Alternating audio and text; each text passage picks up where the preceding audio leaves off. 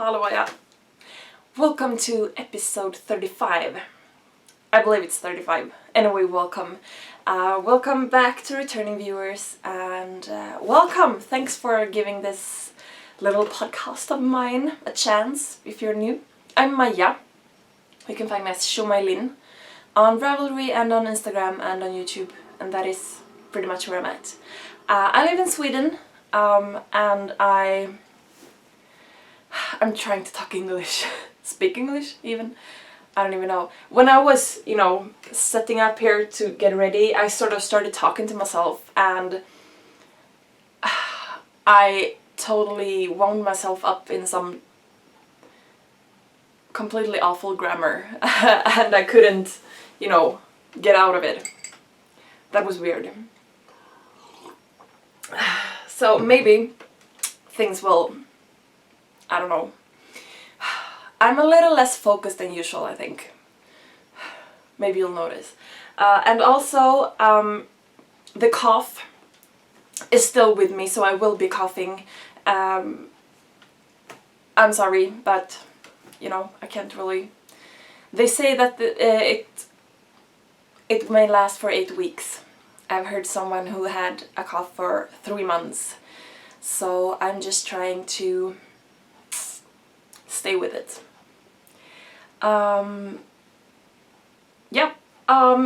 This is Saturday the 18th of April, double checking to see that it's correct.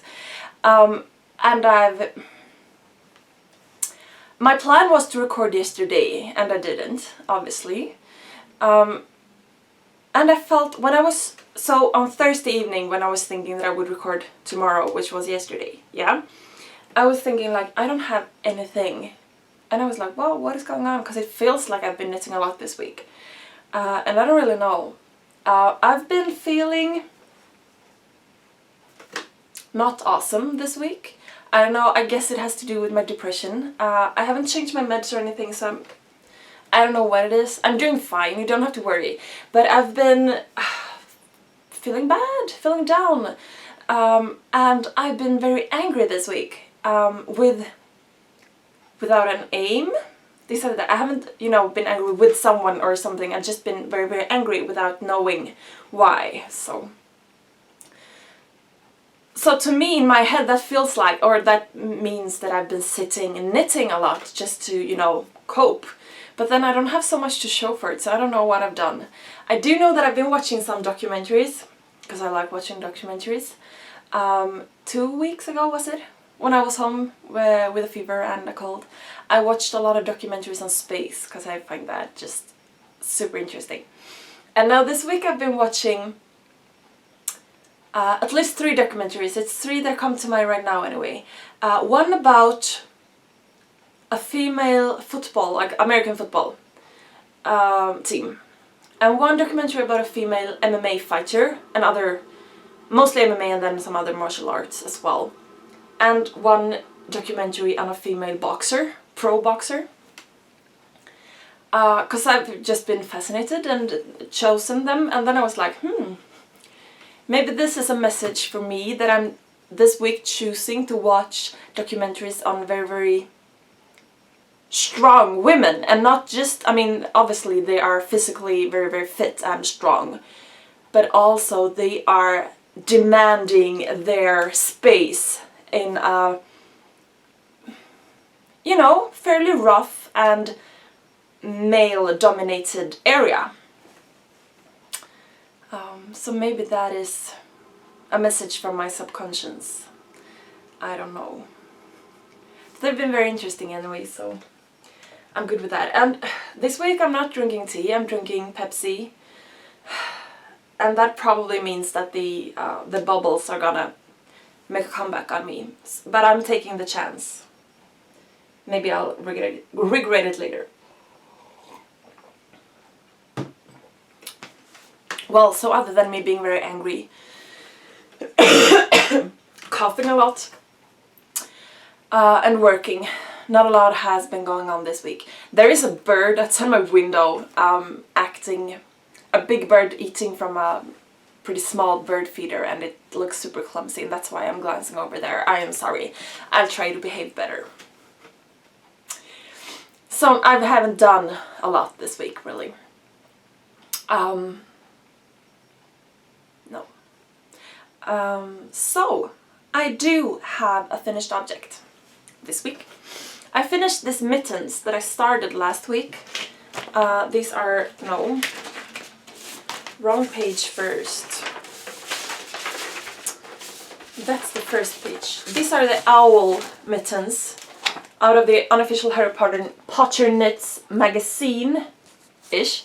So the pattern starts here,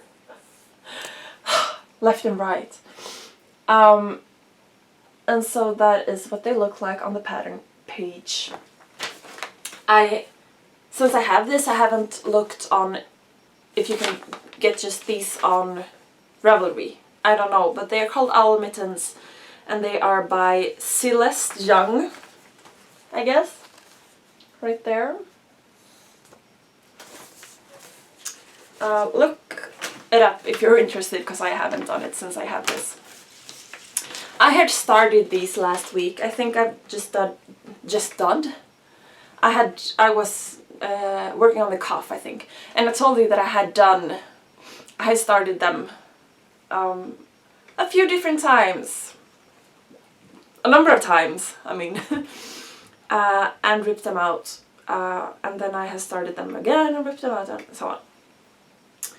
And so when I showed them to you last week, I was working with size 2.75 mil needles, the Knit Pro Carbon's DPNs. So when I was halfway through, maybe, the thumb gusset, I realized they were too big, so I ripped them out again and cast them back on with size 2.5. And so that's what I've used, finally. And I've done them both. So you can see, I'll show you the yarns in a minute. So on the back of the hand, there are owls. On the thumb, it's sort of an owly flex, maybe. And then on the inside of the mittens, it says spells and incantation. You know what I mean. I just totally got it messed up in my head. Incantations. It doesn't show up very well if it's a little bit darker with these yarns. So in these browns, it looks really good on the screen, so I'm glad for that. But in the darker browns, so up here for example, when it's a little bit dusk, you can't really see it better. I'm okay with that. So as I said, I finished these on a size 2.5 mil needle, and they are pretty big. I've soaked them and didn't exactly block them, but I did, you know, flatten them to dry up. I didn't just squish them up and leave them in a ball. So I didn't block them, but they're kind of big. My plan is to give these to someone who, the person I have in mind for them, have bigger hands than I do. So I'm happy with that. And I'm trying to think in what order I want to say things, because what I did do, and I'm cutting my head off. Sorry, I'm gonna tilt you. No motion sickness? Good. What I did do with them, and or not with them, because I've only done it with the one mitt so far. I'm gonna do the second as well, but I left it so that I could show you. So this is the back of it, or the inside. So I am not a perfect stranded colorwork knitter.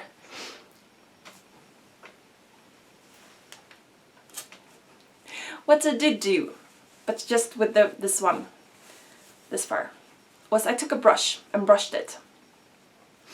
And this is fairly common to do, but I've never seen anyone talk about this on any podcast, so I don't know if this is a Scandinavian thing or if it's just that this is not something that we talk about. But I did it, so I want to tell you about it. So what you do is that it felts.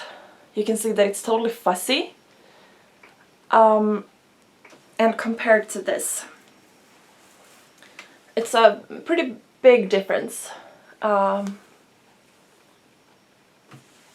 So if you felt something, wet felt it in the washer, or if you do it by hand, it shrinks and it gets denser and, well, not exactly fluffier because it gets more dense, but it gets... Do you know what I mean? It gets sort of heavier or more. And when you brush something like this, you get that extra poof without shrinking it. Depending on how you brush it, or if you do it, you know, very heavily, you could shrink it slightly, and depending on your gauge, but it doesn't shrink as if you felt it in a washing machine or by hand. And it doesn't secure your floats if you did a poor job securing them whilst you were knitting, but since you... Can you see to the side? You create a halo that keeps it, you know, a bit extra tight if you have a problem with long floats. And if I turn them back around, and the thumb as well, it didn't want to go. So this is the one that I haven't done yet, that I'm holding there, and this is the one that is brushed. So you can see that the brushed one, which is this one, it's, depending on how deeply you brush them, it can show a little bit on the outside as well. It doesn't really show, I'd say, but it looks a bit more blocked because it stretches. I mean, the fabric itself blooms in another way when you brush it, and it makes it a bit more, well, tighter, even though it doesn't shrink. So this one is the brushed one, and it just, you know, it fills a bit better. And also it makes it, well, you can see it makes it all fluffy inside, so it's warmer as well for colder weather. So I will brush the second one as well, but I wanted to show you the difference if you haven't seen this before. So what I'm using is just, you know, a brush just like this. And when it's dry, I guess you can do it when it's wet, I don't know. I'm guessing it would felt more if it's wet. I haven't tried that. So when it's dry, I can just start it. Then so what I do is turn it around and put it on my hand, and then you just brush it. And so you are tearing out the fiber from the yarn. Do you see that? And then you have to go over it, and it takes a little while, not like long, but you have to work on it for, I don't know, a couple of minutes. It's not at all hard, but you need to be kind of focused on what you're doing so that you don't rip it out or anything. So you just brush on, try to make it, with a mitten like this, it's easiest to brush, you know, in the middle of your palm, but you want to go through the, what is it? What's it called? I totally lost it. Here. And the inside of your thumb, for example, and you want to go over the edges. So for these mittens, you change the background color from the palm and to the back of the hand, you can see here. So that line, for example, I did a pretty good job, I'd say, but it can be a bit gappy there.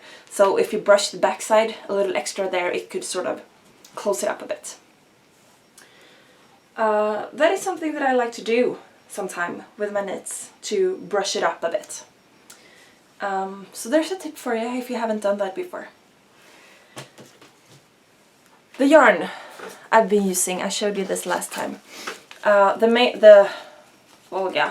Since the cuffs were this blue, I'm calling it the main color. It was Drops Fable in a midnight blue-ish color. 107. This is 25% wool and 25% polyamide. And then the other one, the ball band came off, which is a self-striping with some of these, as you can see. The thumb just annoys me. Let me pop it back out. So it's striping, and then it's these flecks in brown and beige, so I thought it was a owly color. So this yarn is called Christina. It's a sock yarn as well, so it's 75% wool and 25% polyamide as well. So that's what I've used, and as I said, I used size 2.5mm needles in the end, and they are kind of big. The stitch count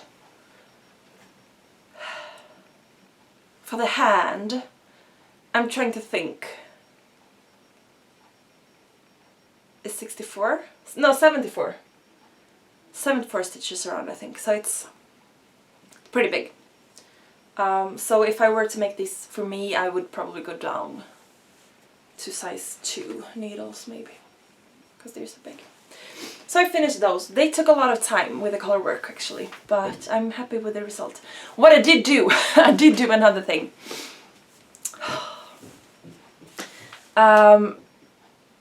The thumb chart was, you see that these are these sort of V repeats. I added 2 rows of them, so the chart ended here with the decreases, and I thought that it was too short for my thumb, and as I said, the plan is to give these to someone who have larger hands than I do, and you know, there is always some give to it. It doesn't have to be perfect, but I thought it needed to be longer, so I just added that on, which is not hard to figure out, but if someone is looking at that pattern and think that it seems weird that my thumbs were as long, I did add on 2 of those repeats, not the whole thumb repeat, but those color pattern repeats. Excuse me. So those are my FO of the week. That I had started it, as I said, last week, but I ripped that out and re-knit them completely. And then I have this shawl of doom that I've been showing you a couple of times now. I moved this stitch marker after we spoke last week. There. It blends in very well, you can hardly see it. So I've done some progress on it, not a lot. It's coming along. I honestly don't know why it seems to be so hard for me to be motivated to work on this. Because I like it, and I know I'm gonna be happy with the result once it's finished, but for some reason it just feels boring. So I tried to get a new vessel for it, a sort of string wire baskets or buckets even. So it's circular and it has a handle. And I was thinking I could have this as, you know, a current works in progress keeper with smaller projects. But since this is so big, I just popped it in here. So this is the shawl, and then I have, how do I even show you? The one cake that I'm working from, and then the second or the last cake that I have. So I tried with that to make myself more motivated to work on it. It hasn't really worked out yet, but I will try to dig my hands in it to get going on it really. So you know that by now. And I did cast on a new shawl. I'm sorry. And so I did cast it on with size 5.5mm needles, and I wasn't sure about it, but I thought I might as well just start it. And if I like it, then good. If I don't like it, then that was the swatch. And I haven't decided yet. I think I like the fabric. It is with this size needle, but I haven't decided yet. But it's this leaf motif. So there's the middle, and then it goes out from there. So it's gonna be a triangular shawl. And there is, so that is pretty much one repeat with the leaf right there. And then the other leaves are gonna grow, to the side of it. There are a few more rounds to sort of close it off a bit more at the top. But that is pretty much one repeat. So this pattern is called Gale, aka Night Songs. I'm thinking, in my head it's called Nightingale. And you can see a picture of a shawl there. And it doesn't say on there who the designer is, so I did look it up in Ravelry and I don't remember it. Jane Arroyo. Can you see it? It's a free pattern on Ravelry. And obviously I just started it, so I can't really say a lot about the pattern. But I think I might like the way this looks. It's very airy, but I think I like that. I don't want it to be too compact and small. So the yarn that I'm using is, I'm gonna show you the unstarted ball. Because this looks a bit weird because I had a yarn barf situation and I just solved it without caring how it looked. So it's the Mini Mushi yarn. Oh. Ah! It was hard to hold it with just one hand without covering everything up. Mini Mushi. And it gives the color number of 309. I have a slight memory somewhere in the back of my mind that one of the colorways was like berry compote or something like that. It might have been this, it might have been something completely else. But I think it looks pretty, I wouldn't be surprised if this was called something berry, because it looks fruity and fresh. In different colors of pink. So this is a very hot magenta pink, and then it goes through more corally tones and to this pretty purple grey, and then on and back again. So I have two skeins of that. This is 80% merino and 20% nylon, and it's a single ply. So I did knit socks with this yarn. It's not splitty, since it's a single ply, so the plies doesn't split, but it's a bit... Well, it's a single ply, so you have to pay some attention to it when you're knitting it. And it's 50 grams and about 180 meters per ball. So I don't know how long that it will last. Ugh, project down. But yeah. So I made, as I said, almost one repeat, and then I was like, I need to set this to the side and not think about it for a while and then come back to it and then decide. And I think I like it. I have to think a bit more about it, but it's very airy, but I think I like it. So I've started that and I'm working on that, but I haven't really. And so this is a size 5.5 mil needle, and the grey one is in size 5 mil. So I felt I needed to, or I wanted to cast something new on a smaller needle, because it feels good in my hands.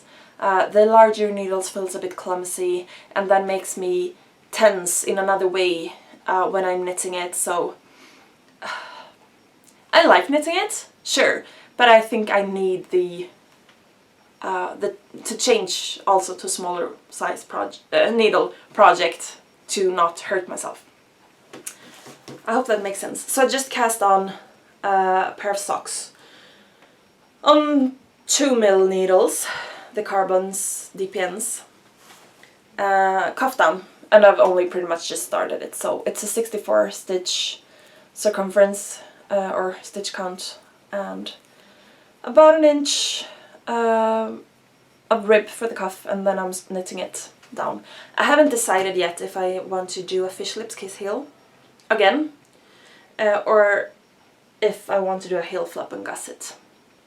I might actually do another heel, fish lips kiss heel, because then I don't have to worry about keeping track of the number of stitches or rows for the second sock. And so this is out of sock yarn, is the name of it, but I believe it's Danish, it might be Norwegian, which is 25% wool and 25% polyamide. What did I just say? I don't know what I said, but that is what I mean. You can almost, because I was thinking, you can almost read it, I believe, even though you might not know a Scandinavian language, which some of you might do. How would I know? Or well, I do know, because I can see it on the statistics on YouTube that I have some Swedish subscribers, and I do believe I have some Norwegian and Scandinavian ones as well.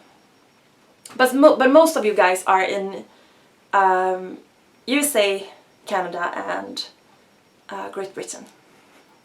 And I'm guessing most of you guys don't know Scandinavian, but I don't know. Maybe you do. Please tell me if you do know, because that would be interesting to know. Okay, so those are my works in progress as of now. And that is pretty much all I have to say about that. So I did post to Instagram the other day and asked if anyone had any questions for me to answer on a podcast. And so there are two questions that I didn't learn by heart, so I'm reading them. What countries have you visited? What countries are on your short list of places you dream about visiting? Well, when I was growing up, me and my family used to be camping, like tent and... Sorry, this chair is so uncomfortable. Yeah, sleeping bags and, you know, all of that. So we did a lot of, well, sightseeing in Sweden. So I've seen maybe more of Sweden than some other people my age, you know? And we were through Denmark and Norway quite a lot. So I've seen those countries.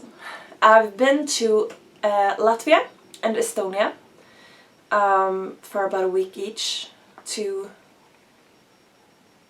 visit projects and see how things are going on, what are going on there. I've been, I've done some very quick visits in Germany.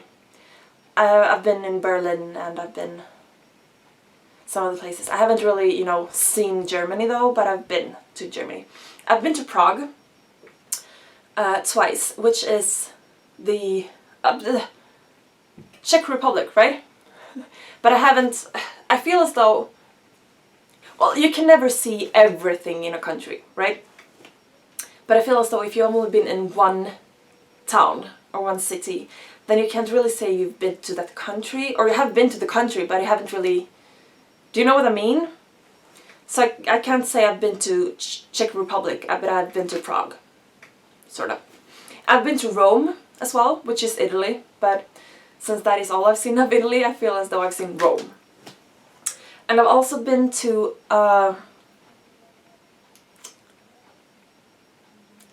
and I lost the word.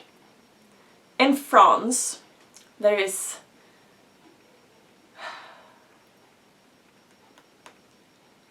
completely lost. A place called Taizé. Let me just reach over for my dictionary, sorry, but I just had such a brain gap. And now I'm struggling for the word in Swedish. Kloster. I know it can be cloister, but I think that is a special kind of them. And I'm just completely blanking, like with monks, you know? I know what it is. I know what it is in English, but I'm just... Kloster. Abbey. Monastery. Yeah, convent. I was thinking about convent and I'm like, no, that's completely different. But that is with the nuns. Interesting. So I was sort of right. But a monastery in France, which is called Taizé. Which is their... excuse me. Their thing is, like, there are monks there, or brothers, who, like, that's their space. But the thing is, or the grounds are set up, so it's sort of this huge international youth camp going on every day of the year, pretty much. So you can go. It's mainly aimed for youths. So you can go for a week or so. You could go by yourself, I suppose, but the most common thing is that you go like with your church group or like with a group of people. And you go there and you take part in that life there. Which is... There might be a couple of thousand youths visiting, and I don't know how many brothers are there, but not as many, obviously. So it's not... I'm guessing it's not representative of all of how all monks are living in their monasteries. I mean, I'm just assuming that it can't be. But it's very, very interesting, and I've been there, I was there for a week or 5 days or something, and it was fantastic, really. And we did go to, like the group that I was there with, we'd left one day to go to the city or town, just a few miles down the road to see it and we went to a museum there, and so we saw a little bit more. But other than that, I don't really feel as though I've seen France, but I've been in France. And I have been to the Canary Islands. That's where I was back in January this year. That is part of Spain, but it's off the coast of Northern Africa. So it's not, in Spain, but it's in Spain. But I haven't been in Spain, I've just been to the Canary Islands. And then I've been, and now I'm just thinking so I don't miss anything. Yeah, and then I've been in England, I've been in Scotland, I've been in Ireland, I've been to Northern Ireland. I've been to the Orkney Islands, which are just off the coast of Scotland, which are part of Scotland. And I've been to the Shetland Islands, which is also, I believe, a part of Scotland, even though they are much further up north. So they are off the coast of Norway, but further out. And I believe they are part of Scotland, but I believe that since they are further off, they are, more their own place, I think. I'm not sure. Yeah, so I've been to Britain, some. My parents have been there almost, no, not really, but almost every year since me and my brother stopped, going on vacation with them. And my brother as well has been there quite a few times, so we are a little bit of Anglophiles. Do you even say that? Anglophile. And we like that, so. However, I have not been to Wales. And obviously there are a lot of places in England and in Scotland and the other places I haven't seen. So I'm not saying I've seen it all, but I feel as though since I've been to all the other countries, or kingdoms of the United Kingdoms, I feel as though I really want to go to Wales, just to see Wales as well. Lo. This is really what I'm like sometimes, you know, I just think of a word, either a word in English or Swedish that I want to know the English or Swedish translation of, or just a word in Swedish that I'm like, okay, I sort of know what this means, but I don't know, you know, what it means. So then I just go to my shelf, which is right there, and look it up. Anglo-Sax, but that's not what I want to know. It doesn't say. Well, so Wales. I want to go to Wales. I've also never been to London, so I want to do London. That is not a country though. And then I want to visit Iceland. And I do want to visit Gibraltar. And I want to visit Croatia, Serbia, Greece, sort of that area. Not necessarily. I don't feel as though I want to visit any of those countries specifically, perhaps, but that area. And that is the very short list of countries I want to visit. And if you visualize the map in front of you and the countries that I've mentioned that I've been to, it's in a fairly narrow line of the map. So I haven't obviously been traveling time zones that much. I think it's 1 hour time difference is the most I've done. So I don't have that experience, but I do think that I would deal with jet lag and time difference very, very poorly, which makes me a bit apprehensive of thinking to travel longer. I mean, I would like to go to America, both North and South America. I would like to go to Australia and New Zealand, and I would like to go places in Asia. But I'm not so sure how or when or how I would, you know? Because if I were to go, I would really like to enjoy it, and I'm thinking that just that time difference would make it very hard on me. Because I'm a bit sensitive, you know? So Iceland, what countries did I say? Wales, Iceland, Gibraltar, Croatia area. That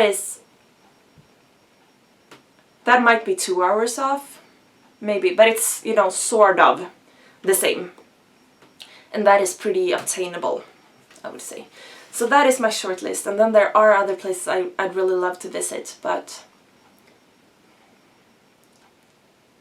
maybe in another stage of life or something. I don't really know. But that is I hope that answered your question. So it's, well, both the countries I have visited and the countries that I sort of have on my list to visit are pretty much Europe. So yeah. I went grocery shopping, or just picked up a few things right before I sat down to record, and I realized on my way home that I had picked up a new package of tea, even though the last one wasn't, I'm like halfway through it or something. So I was like, well, that is really one of my favorite things right now. I love this tea, so I haven't even unwrapped the plastic yet, so you can see it. And I guess you can almost read what's in it, even if you don't know Swedish. So up front here, no, there, whoa, my screen is off, you know. It says grönt te, which is green tea, and then it's hawthorn and mango. which in Swedish is havtorn och mango. And this is so delicious, and I really don't have any idea if this brand Friggs is available anywhere else. I have no idea. And I'm trying to just to see if there is, because sometimes it says, you know, in different languages on the package, but this just has Swedish. I don't know. This is so delicious. This is so amazing. So this is definitely one of my favorite things this week. And so is also... Whoa! That was not on tight. P-Max, Pepsi Max. I don't like Coca-Cola or other, you know, cola beverages, but Pepsi Max is... I love it. So I've been drinking a lot of that this week. That is not helping with my sleeping problems though. Bad idea. But I'm liking it. So that's my favorite thing of this week. Green tea with havthorn and mango. Amazing. And I believe that is pretty much what I have this week. The week coming up is gonna be a bit stressful for me. I have quite a few things planned. Good things. Good things. I have a few concerts to visit and some other good stuff. So I'm looking forward to it. However, I don't know how much time I will have for other stuff and for recording. And my thought is, if I put it out there that I might have problems making it next weekend, I probably will be able to. So that's why I'm saying it. I might have to wait until Sunday next week to record though. But I'm guessing I will be. I believe I will be able to make it, but maybe with a slight delay. And otherwise I will post it to Instagram and to the Ravelry group for information if I miss completely. But as I said, I think that if I disclaim that I might not be able to make it, I probably will be able to. And then I will talk about the things that I have that are now in the future but then will be experienced already. And I will wrap this up and put all the places back where they should be and then sit down and knit on that grey shawl and make a decision of the pink one. Yeah, so get in touch with me if you want to. I am sjomajlin on Instagram and on Ravelry and on YouTube, and you can like and subscribe and comment here on YouTube. You can be part of the group on Ravelry. I'm not very active there, it's not a lot of activity going on. I believe that there are so many other groups, so maybe there is no need for another one, but it's there if you want to use it. And you can comment and message me on Instagram as well if you want to. If there are any questions, feedback, if you just want to get in touch or, you know, whatever.